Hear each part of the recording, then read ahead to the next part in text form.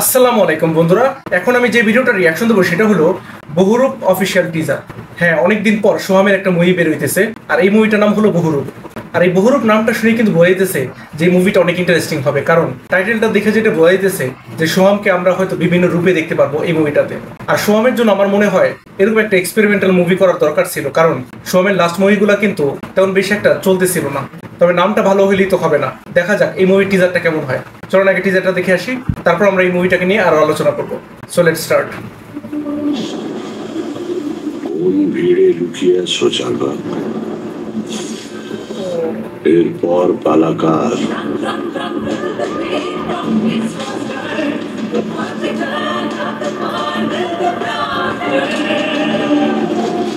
পৃথিবীর পুরনো পথের রেখা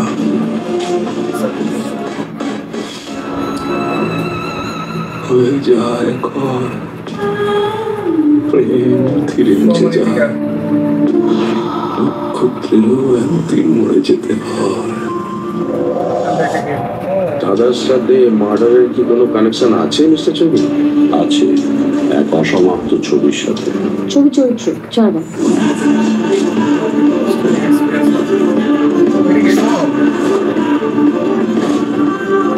বধূ চারবার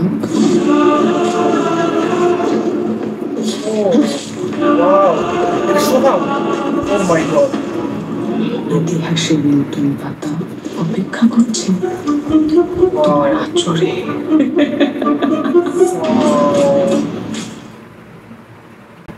খুবই ছোট্ট একটা টিজার ছিল, আর টিজার তো এরকম ছোটই হওয়া উচিত। বর্তমানে টিজারগুলো দেখা যায় যে এত বড় হয় যে সব কাহিনী রিভিল করে ফেলায়, কিন্তু এইখানে এই মুভিটাকে টিজ করার জন্য যতটুকু টিজার দরকার ছিল ততটুকুই কিন্তু বানানো হয়েছে। এবং এখানে সোহামের যতগুলো লুকস দেখাইলো প্রত্যেকটা কিন্তু দুর্দান্ত লাগলো, যদি প্রতিটা লোকে বোঝাই দিচ্ছিল না যে এখানে আসলে সোহামই কিনা, বাট তারপরও লুকস গুলো কিন্তু অসাধারণ ছিল।